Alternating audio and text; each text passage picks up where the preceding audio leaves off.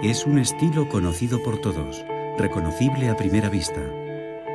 Este cuadro, pintado hace más de 100 años, no se parecía a nada que se hubiera pintado antes. Las señoritas de Aviñón, fechado en 1907, iba a cambiar el arte para siempre.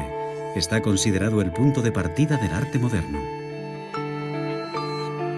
Es la obra de un joven pintor de 25 años, Pablo, un inmigrante español llegado a París sin dinero algunos años antes.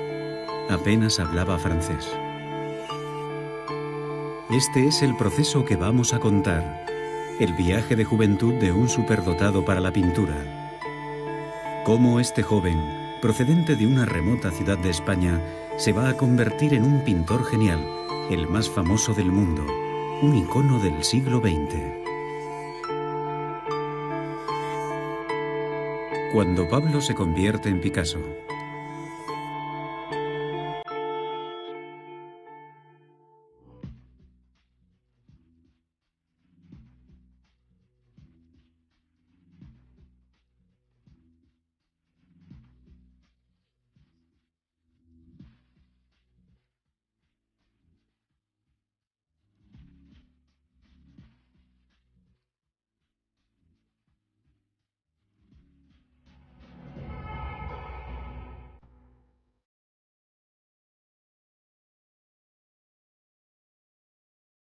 Nace el 25 de octubre de 1881 y a los 10 días es bautizado siguiendo la tradición católica en la Iglesia Santiago el Mayor de Málaga.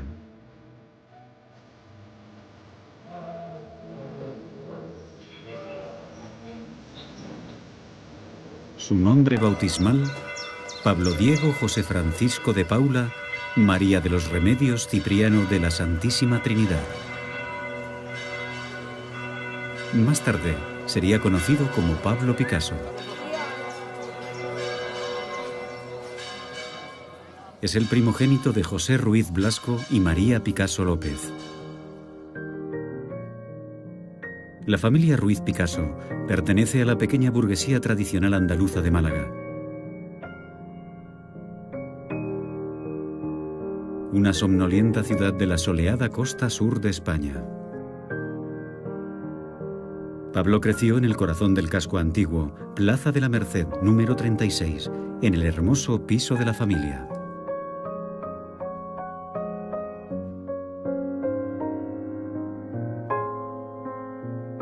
Es el primogénito. Es el centro de la vida familiar desde su más tierna infancia. Es mimado por su madre y admirado por sus dos hermanas pequeñas, Lola y Concepción. Lo primero que sorprende en su entorno es su intensa mirada. Una carita con unos enormes ojos negros que ocupan todo su rostro y que ya mira fijamente al espectador. Así que es ya un pequeño hombrecito seguro de sí mismo y también un seductor que cautiva a las mujeres de su entorno. El pequeño Pablo crece marcado por la admiración que siente por su padre, don José, un pintor cuyo camino querrá seguir y a quien incluso querrá superar. Será el modelo primordial para Picasso, principalmente porque es su padre y la persona que le transmitirá su arte. El pequeño Pablo pasa el tiempo en el estudio de don José, entre los pinceles y los tubos de pintura. Durante horas, observa a su padre mientras pinta sus telas. Don José se ha especializado en un tema ciertamente peculiar, las palomas, una pintura de comedor muy apreciada por la burguesía de Málaga. Y es así, de manera natural, observando a su padre perfeccionar el plumaje de sus palomas, como Pablo empieza a dibujar. Más que para cualquier otro niño, el dibujo se convierte en la pasión de su vida.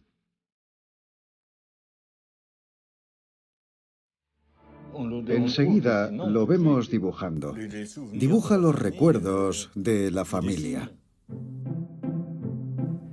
Desde los 5 años, Pablo dibuja de forma compulsiva. Dibuja en cuanto puede, en cualquier parte, en todos los soportes, y acepta ir al colegio con una condición: que le dejen dibujar. Llena sus cuadernos de caricaturas y dibujos, como si quisiera transformar el mundo con sus dibujos. Dibuja todo lo que ve, a su familia, a la gente de la calle. Todo se convierte en arte en Picasso muy, muy deprisa. Siente una verdadera pulsión que le obliga a estar en ello todo el tiempo. Tiene ese impulso que... Tiene el fuego sagrado desde muy pronto. Tiene el talento y el fuego sagrado. Para impresionar a la gente, está siempre buscando nuevos desafíos. Dibuja un burro de un solo trazo comenzando por una pata, o un perro terminando por la cola. Si algo fascina su mirada, aunque no sepa qué es lo que va a hacer con ello, pero si ha penetrado en su retina, si es lo suficientemente intenso, Pablo se concentra en ello y el mundo exterior deja de existir, a menos que se lo recuerden. Es un niño superdotado y se ven perfectamente sus cualidades tempranas, su habilidad para dibujar, su gran virtuosismo, un trazo extremadamente rápido, un verdadero don, un don realmente extraordinario. Consciente de la habilidad de su hijo para el dibujo y convencido de que puede convertirse en un gran pintor, don José tomará a Pablo bajo su tutela y le enseñará la técnica del dibujo académico.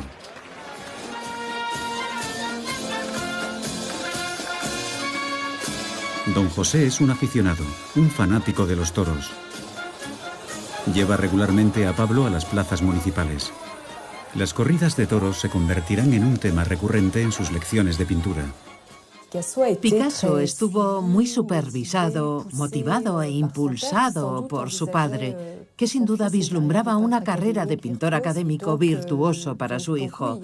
De modo que sí, hizo una inversión, prestó atención a la formación de su hijo. Pablo tiene 8 años cuando dibuja esta escena de una corrida de toros.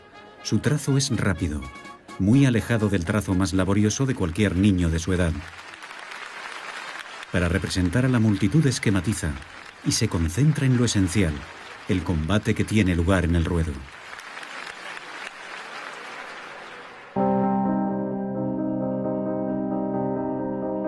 Unos meses más tarde, en el estudio de su padre, Pablo realiza su primera pintura al óleo. Tiene 8 años y medio. Un torero, evidentemente. Lo titula El pequeño picador amarillo. Su pincelada es todavía insegura, pero su mirada denota una precocidad sorprendente.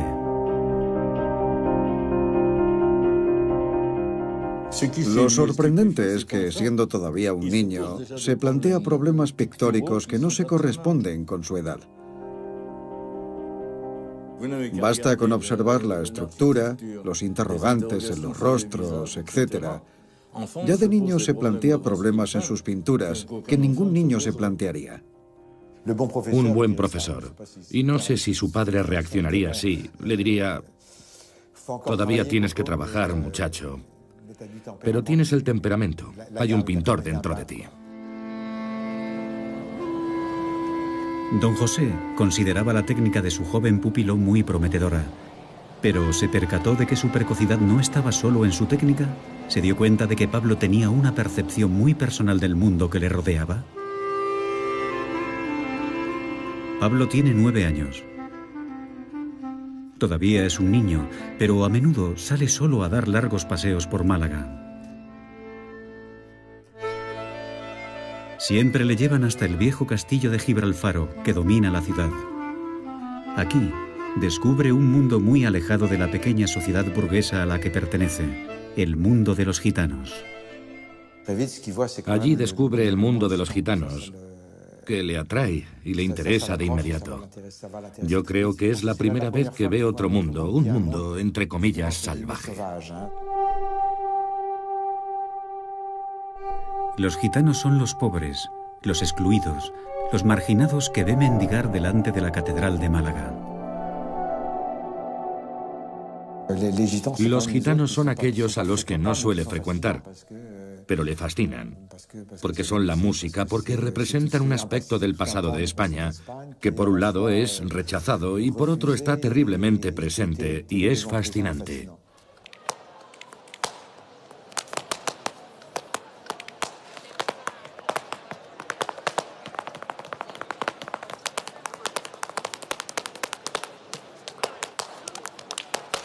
Es otro mundo, y lo veremos permanentemente en Picasso, en su vida.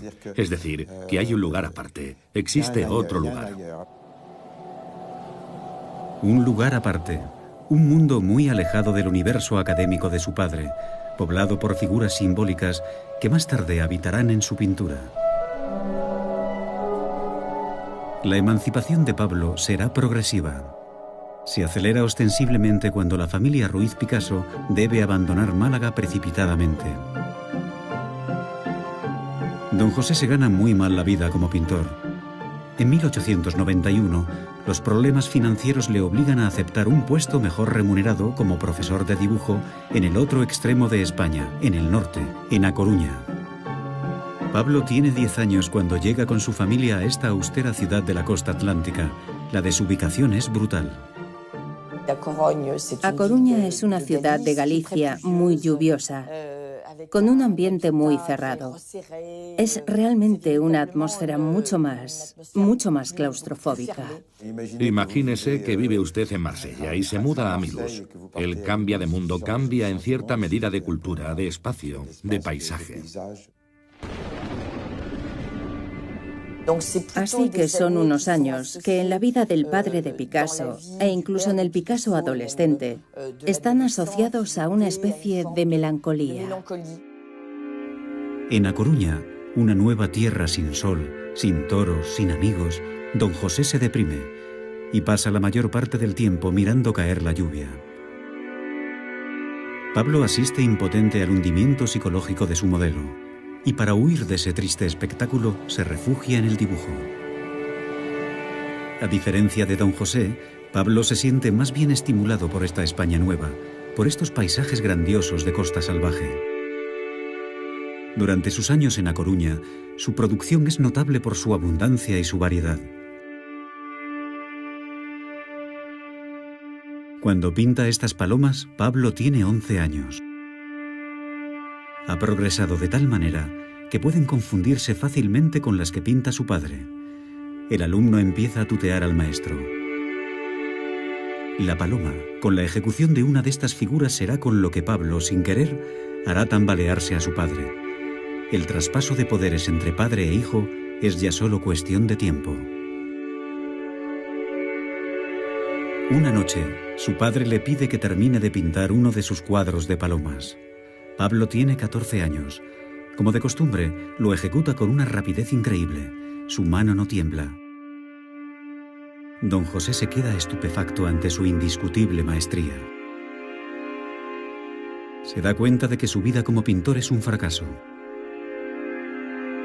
Ahora sabe que jamás formará parte de los círculos artísticos importantes de España.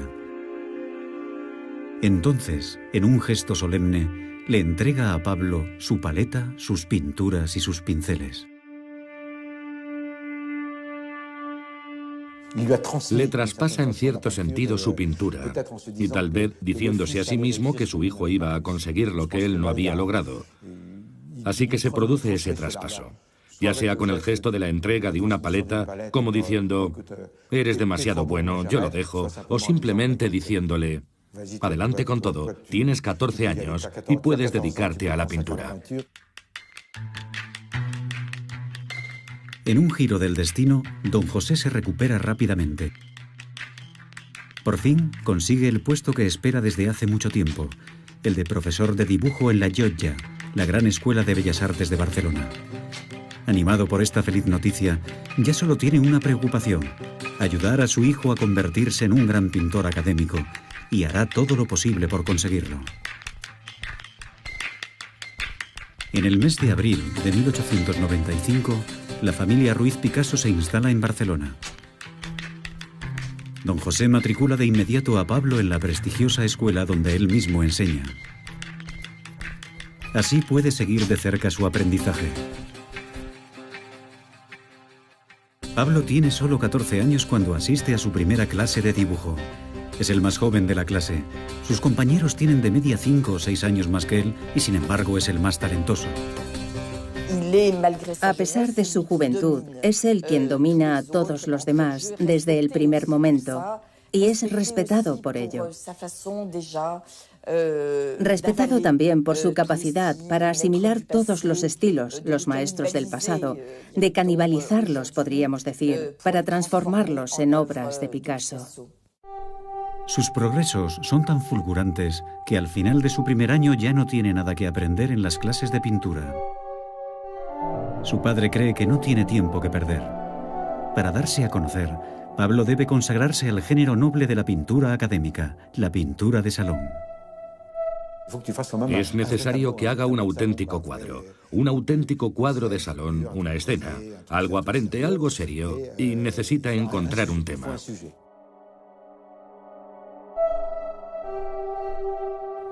En 1896 ve la luz su primer cuadro oficial. Es una tela inmensa, una verdadera proeza para un muchacho tan joven. El padre y el hijo han escogido el tema juntos, la primera comunión.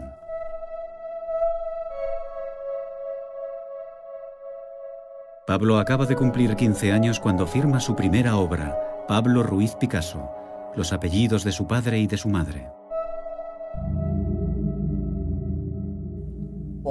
Reconocemos al padre con su barba rojiza, su aire austero, melancólico, introvertido. En todas sus primeras grandes composiciones está presente. También en los dibujos del joven Picasso. La figura del padre ha pasado de ser pintor a ser modelo de su propio hijo. Es una situación freudiana de alguna manera y un tanto ambigua. En cualquier caso, el modelo encuentra a su gusto este primer intento de pintura de salón. En julio de 1896, Pablo se convierte en un héroe en Málaga.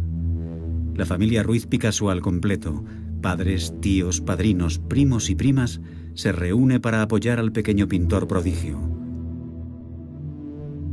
Pablo nunca se ha sentido tan orgulloso y su autoestima se acrecienta porque va a vivir algo que ningún aprendiz de pintor ha conocido en España.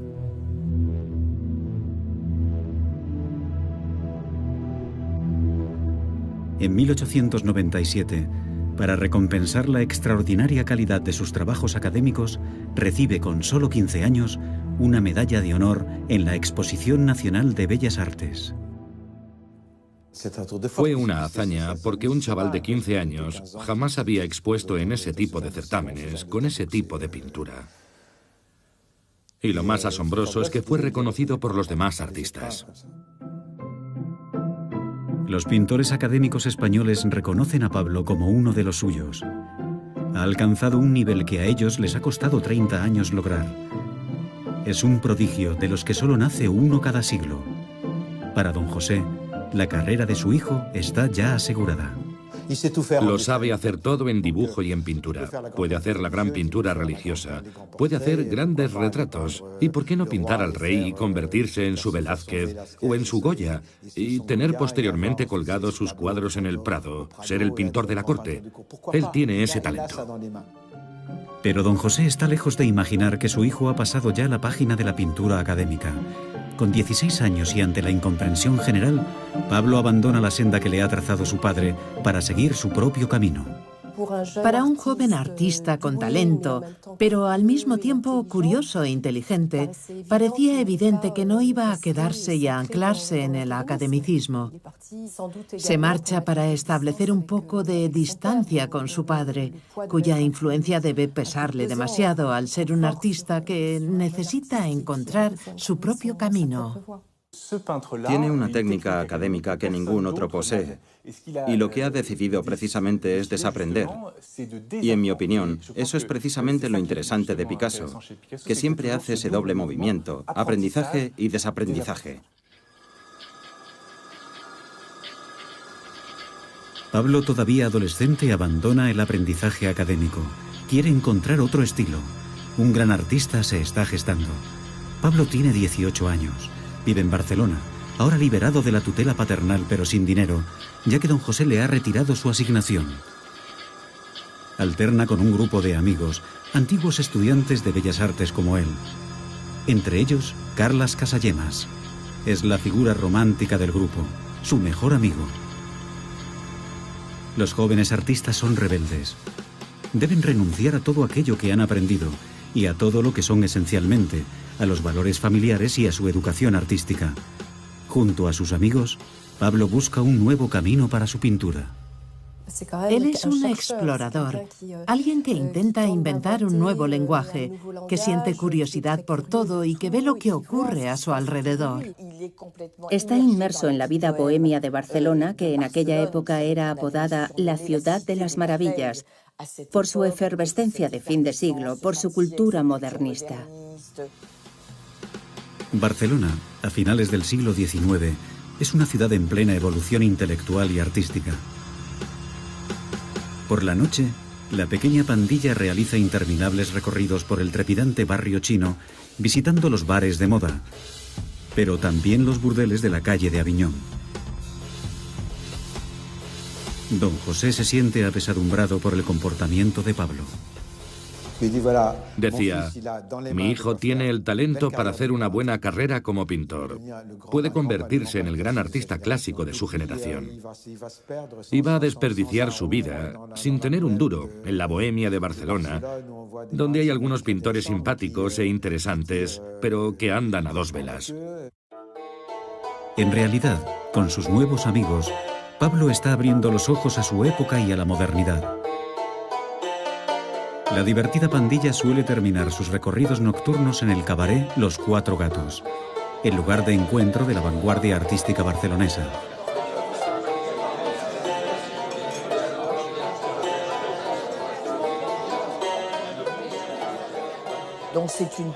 Es una taberna donde se reúnen.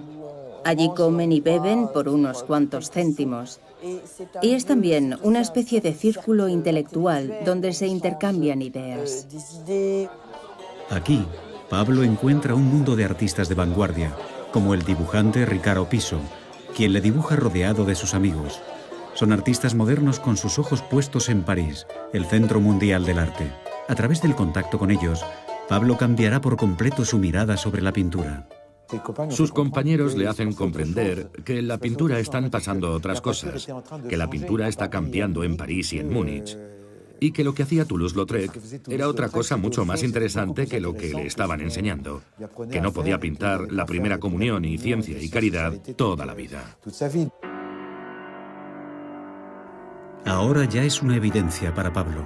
Si la pintura moderna se hace en París, hay que ir a París. En el mes de octubre de 1900, acompañado por su amigo Carles Casagemas, abandona Barcelona para viajar a la Ciudad de la Luz. Ese día, vuelve la espalda definitivamente a aquello que su padre, un hombre del siglo XIX, quería hacer de él. Don José nada puede hacer. Al entrar en el siglo XX y su modernidad, Pablo rompe el último vínculo que les unía.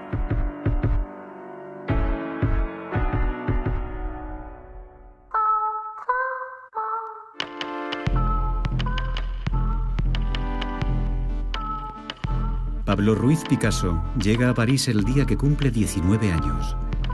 El ambiente que descubre en la capital francesa es absolutamente indescriptible. La Ciudad de la Luz está invadida por 50 millones de visitantes venidos de todo el mundo.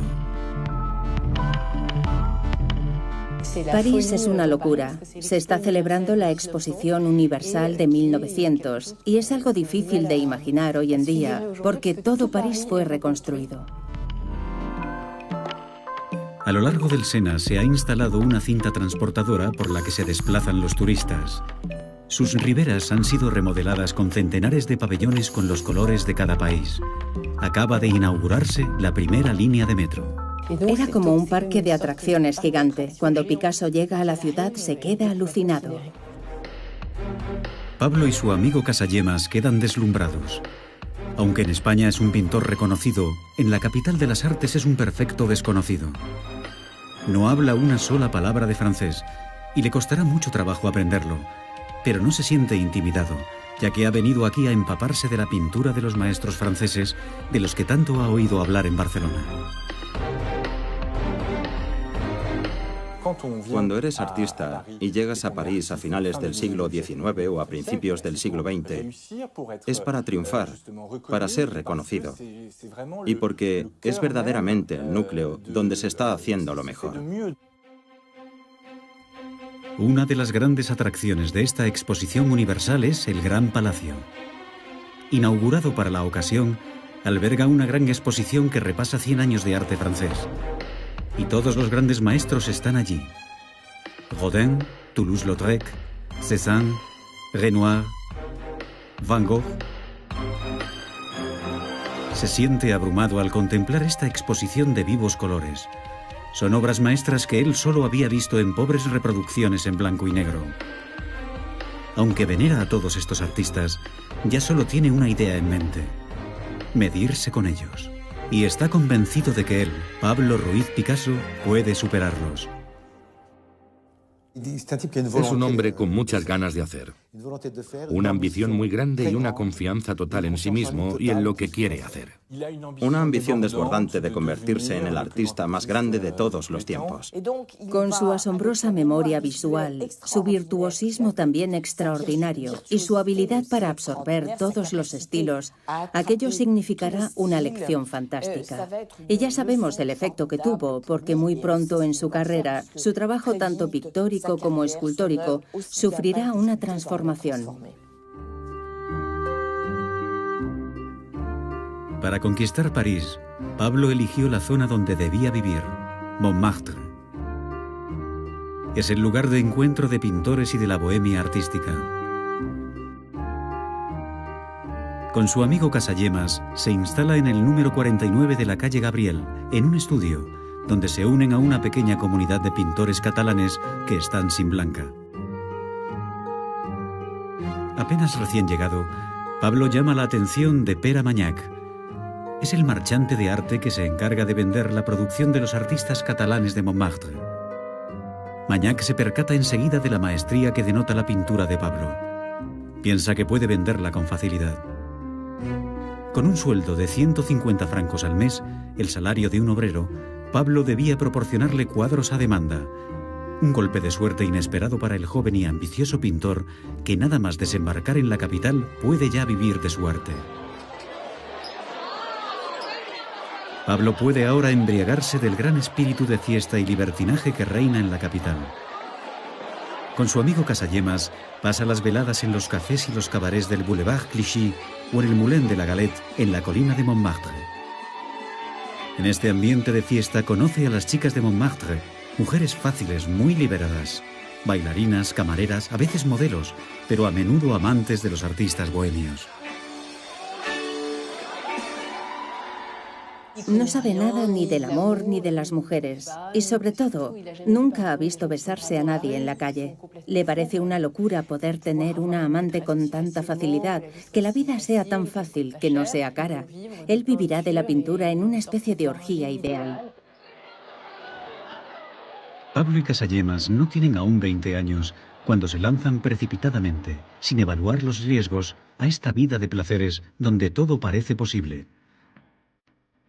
Casagemas da rienda suelta a una pasión violenta por la bella Germaine Gargallo.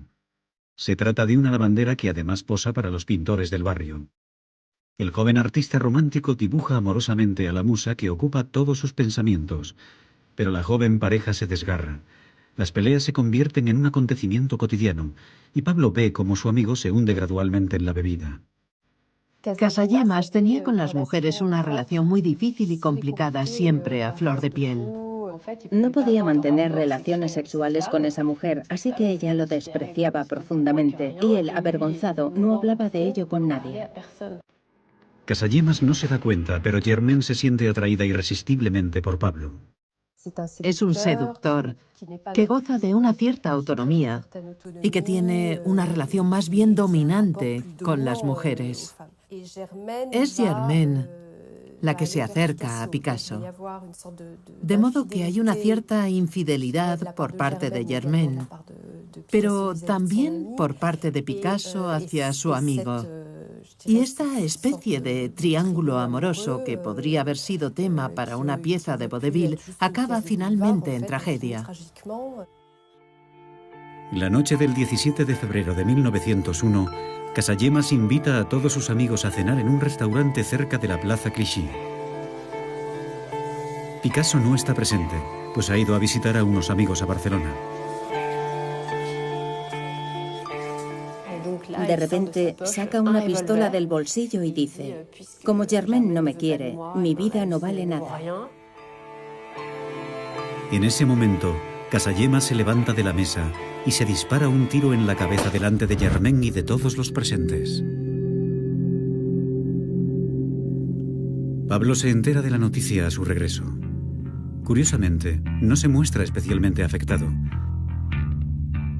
Al mismo tiempo, Pere Magnac, su marchante y amigo, le anuncia una increíble noticia.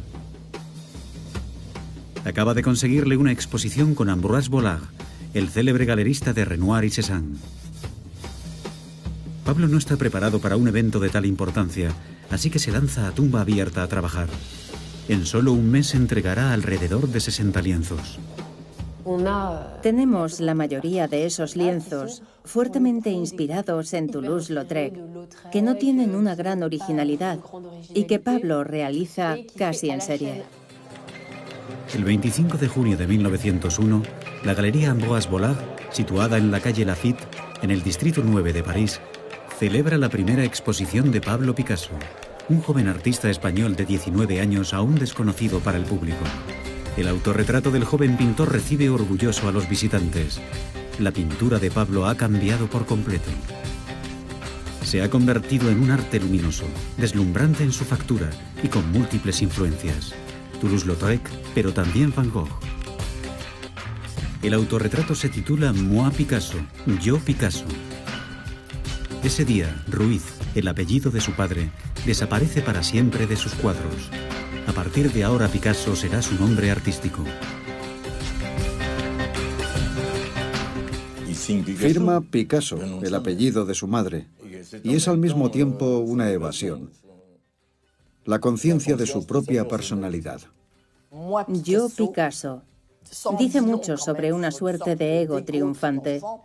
Se dirige hacia nosotros, hacia el espectador, en una postura desafiante, como diciendo: yo, Picasso, sé lo bueno que soy.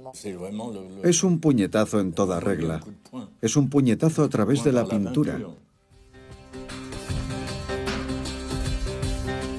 La exposición constituye un éxito y será objeto de algunos artículos de prensa muy elogiosos en los que Pablo recibe el apelativo de El Pequeño Goya. El joven pintor se siente orgulloso de su entrada triunfal en la escena parisiense y posa altivo en esta fotografía, ataviado con terno de terciopelo y corbatón, rodeado de su pequeña corte. Nunca se ha mostrado tan triunfante y seguro de sí mismo, y sin embargo, esa máscara caerá muy pronto.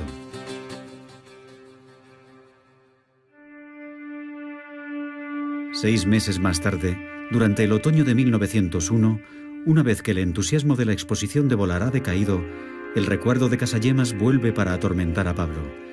La imagen de su amigo muerto le persigue y adquiere una dimensión que roza lo obsesivo.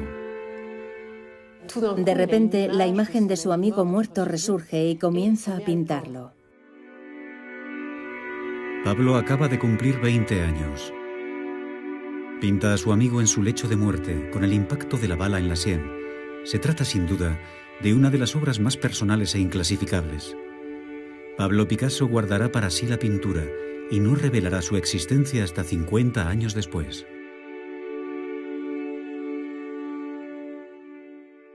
La pintura de una persona muerta puede ser clínica, un simple cadáver, pero en su caso representa el luto de un amigo íntimo. No es un cadáver, es Casagemas muerto, mi amigo muerto. Pablo se siente carcomido por la culpa y rompe definitivamente con Germaine.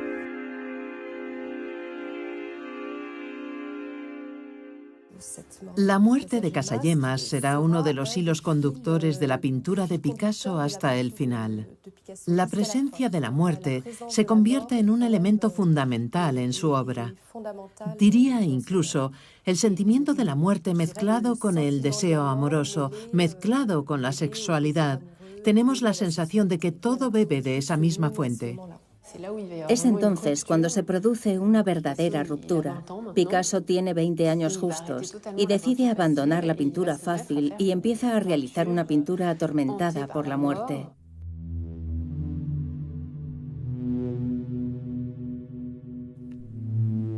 Los fuegos de artificio con los colores se han acabado. La pintura de Pablo se vuelve azul, solo azul. A través de este velo, el velo de la melancolía, Pablo mira ahora el reverso del decorado de la Belle Époque. Son las bambalinas de París, la ciudad de los placeres. Una luz azul crepuscular se extiende sobre los seres y las cosas,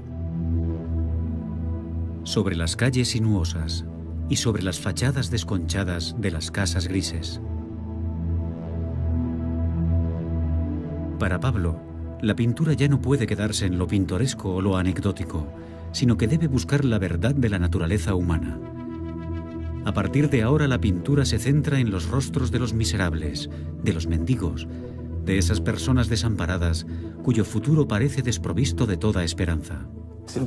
Es un periodo anticomercial en el que Picasso se encierra durante más de 3 años sin conseguir vender prácticamente su obra, apenas unos pocos lienzos. Pere Magnac, su marchante, está desconcertado por la evolución de su protegido. Esa monocromía azul le horroriza. Incluso sus amigos catalanes observan con preocupación cómo se obstina en esa pintura sombría e invendible. Todo el mundo le da la espalda. El propio Magnac se encara con él, le recrimina su actitud y lo abandona. Se queda sin marchante y ya no tiene forma de ganarse la vida. Hubo momentos en París en los que sabemos que no tenía nada que comer. Hay una anécdota que cuenta que en cierto momento fue a robar un pedazo de pan en el estudio de un amigo. Llevó una vida bohemia muy dura. Creo que pasó por un periodo de incertidumbre muy difícil, en el que se plantea regresar de vez en cuando a Barcelona para ser alimentado por su familia. Se preguntaba, ¿debo seguir en París o qué debo hacer? A los 21 años, sin recursos, Pablo, completamente hundido, se ve obligado a regresar a Barcelona para vivir cerca de su familia. Es la admisión del fracaso. Don José considera que su hijo lleva una vida de vagabundo e inútil y que no tiene ninguna posibilidad de ganarse la vida con la pintura que hace. Pablo se encuentra perdido. Trata de encontrarse a sí mismo y su arte. Entre los 20 y los 24 es algo normal. Muchos artistas, incluso los grandes, todavía lo hacen entre los 40 y los 45. También hay una cierta ingenuidad del niño que ha crecido demasiado rápido. Pablo reflexiona sobre su propio ser, sobre el sentido de su existencia. Y es, una vez más, en una gran pintura, donde encontrará la respuesta a sus preguntas. En 1903, en un pequeño estudio que alquila en Barcelona, Pablo pinta La vida. Tiene 22 años. En esta composición alegórica y muy moral, Pablo regresa a la tragedia que tanto le ha conmocionado. Sitúa a Germain en brazos de Casagemas y frente a ellos representa al niño que podrían haber tenido juntos.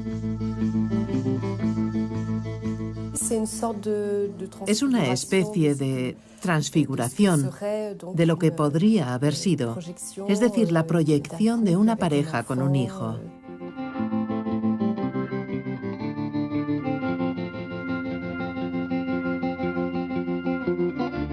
Es como una fantasía de lo que debería haber sido la vida de Casagemas. Refleja un cierto sentido de culpabilidad, pero también una forma de amor por su amigo. Una especie de arrepentimiento infinito por una vida malograda que acaba de una manera tan trágica. Al concluir esta composición, Pablo cierra el capítulo más oscuro de su vida. Ahora ya puede dejar atrás sus años de fracaso y relanzar su carrera. Quiere demostrar a todos de lo que es capaz. Así que en abril de 1904 se reinstala definitivamente en París. Tiene 22 años. En solo 3 años, revolucionará la pintura al realizar una obra que lo convertirá en el artista más importante de su generación. La revolución de Picasso ya puede iniciarse.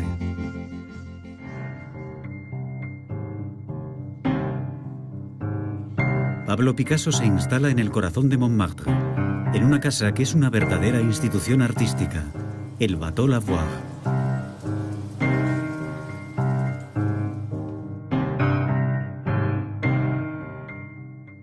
El Bateau Lavoir era una antigua fábrica de pianos que se parecía a esos barcos de fondo plano donde las lavanderas lavaban la ropa. Construido con tablas de madera, hacía un frío gélido en invierno y un calor insoportable en verano. Pero no costaba casi nada. Pablo Picasso se instala en uno de los talleres de este destartalado edificio. Convive con otros 15 artistas, la mayoría catalanes, que como él tratan de hacerse un nombre. Paradójicamente, es en este ambiente de pobreza y miseria donde vivirá el periodo más feliz y fecundo de su juventud. Aquí un día cruza su mirada con una mujer. Se llama Fernand Olivier, es modelo profesional y tiene como él 22 años.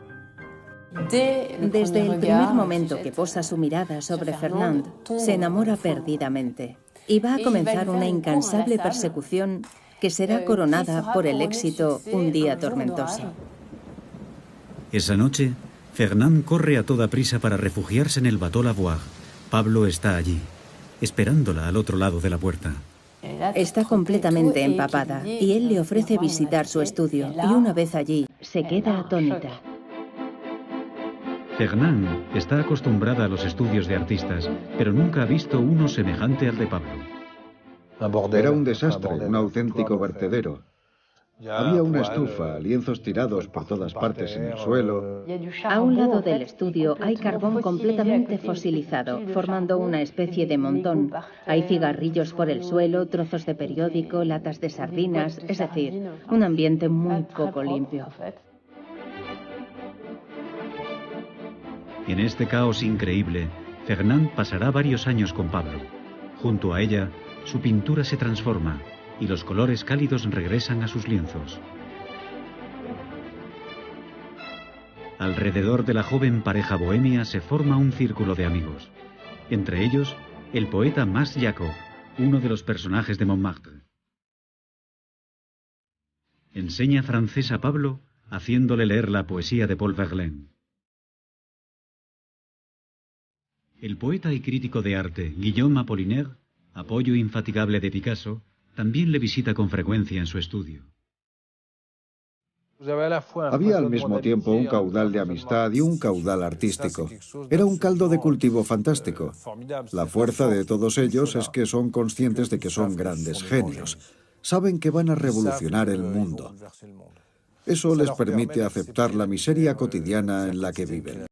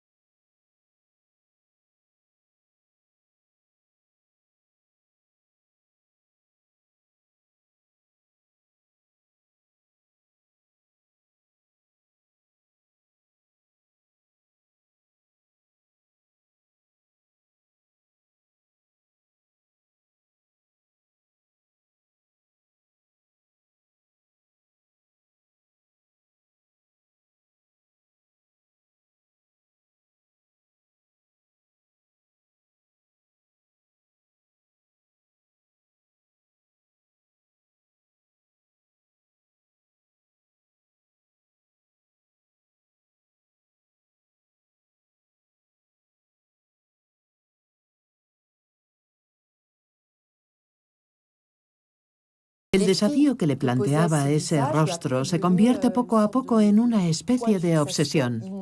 No puede representar a esa mujer como había pintado a las otras mujeres. No está delante de una de sus amantes, ni de un modelo femenino clásico. Su homosexualidad para él, que es un gran seductor de mujeres, debía asemejarse a un enigma. ¿Cómo pintar un rostro tan singular? Pablo busca la inspiración en los paraísos artificiales. Cierta noche, tiene un sueño opiáceo muy inquietante. Una revelación.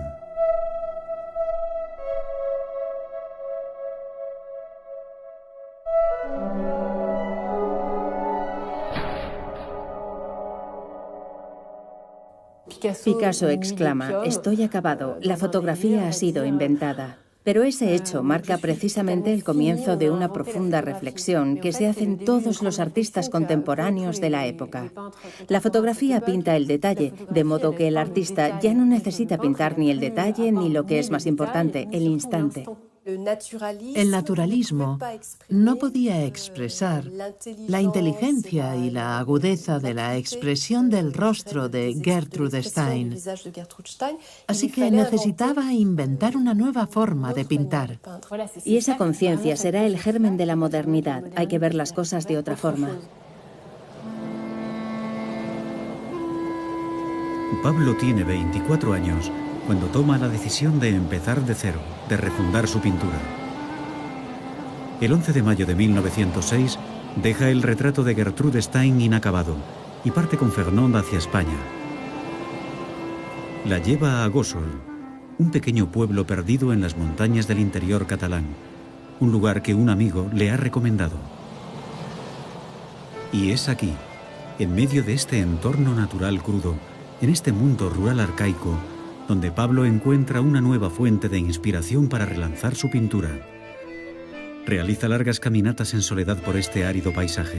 La tierra, que aflora pedregosa a la superficie, es de color ocre. Este ocre va a ocupar un lugar permanente en su paleta de colores. Se comunica con la gente y se siente bien. Se siente a gusto con los campesinos y con los leñadores. Son personas muy físicas, muy reales en medio de la naturaleza. Pero es una naturaleza profunda, ancestral, que está conectada con la historia, con lo arcaico y lo mitológico. Pablo hace su mayor descubrimiento en la iglesia de Gósol. Al entrar, se fija en una pequeña estatuilla romana del siglo XII, situada a la izquierda, en una hornacina. Es una virgen con el niño, la Virgen de Gósol. Pablo se queda conmocionado por la pureza de su rostro y sobre todo por el magnetismo de su mirada vacía, como fijada en una eternidad. Ahora sabe que ha encontrado lo que buscaba. En el otoño de 1906, ya de regreso en el Bateau Lavoir, termina su pintura, el retrato de Gertrude Stein. Bajo sus pinceladas, el rostro de Gertrude adquiere una apariencia geométrica. Ha sido reducido a un esbozo desnudo, el de una máscara casi impersonal, con una mirada ausente, exenta de emoción. Pablo le enseña su retrato a Gertrude Stein.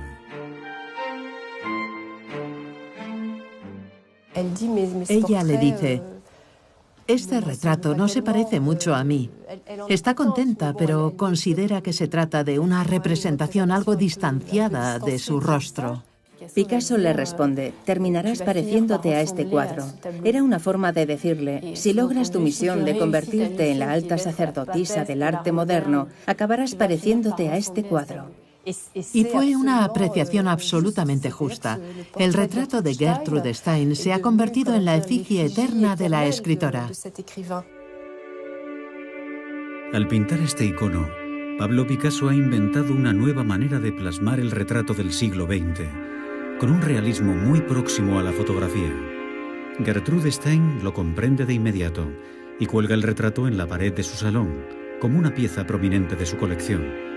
Pablo Picasso tiene 25 años y se codea ahora con los grandes maestros de la pintura, Renoir, Degas, Manet, Cézanne y también un tal Henri Matisse. Gracias a esta colección única, el Salón de los Stein se convierte en el lugar más en boga de París.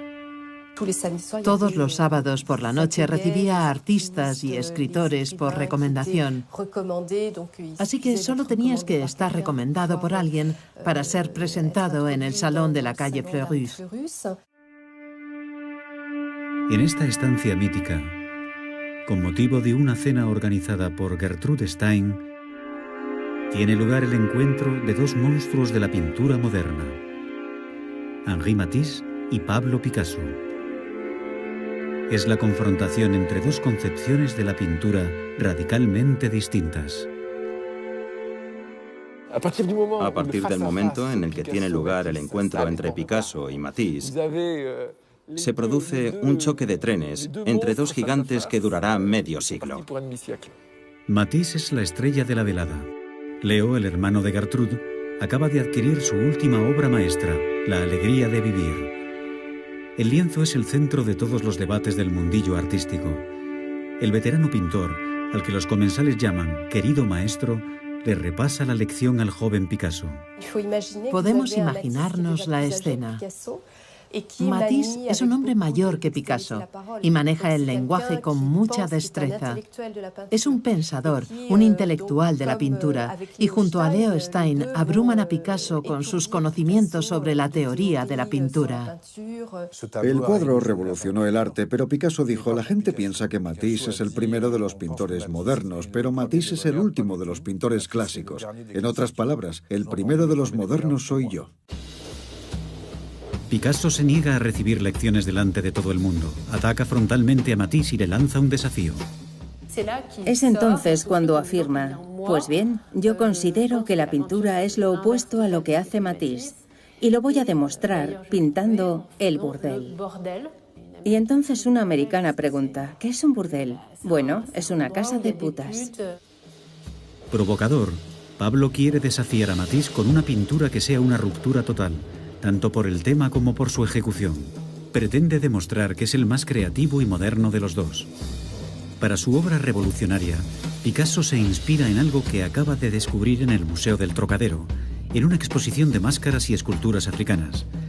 Picasso se ha sentido profundamente impresionado por sus poderes mágicos, por los sentimientos intensos y ancestrales que le han hecho sentir, y se siente abrumado por su simplicidad formal y su aspecto geométrico.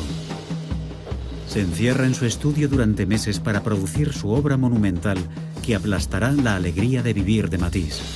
Dedica a ella toda su energía, prohibiendo a todo el mundo la entrada en su estudio. Y he aquí la obra, El burdel de Aviñón, en recuerdo de sus años de libertinaje. Esta pintura, que posteriormente será rebautizada como Las señoritas de Aviñón, se considera hoy como el punto de partida del arte moderno. Por primera vez, un artista se atreve a romper con el concepto de verosimilitud, creando un nuevo universo pictórico.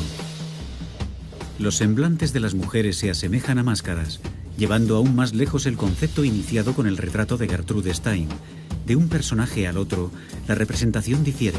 Grandes ojos enmarcados, una nariz de perfil en una cara vista de frente, rasgos angulosos, rayas de colores o proporciones deliberadamente disonantes.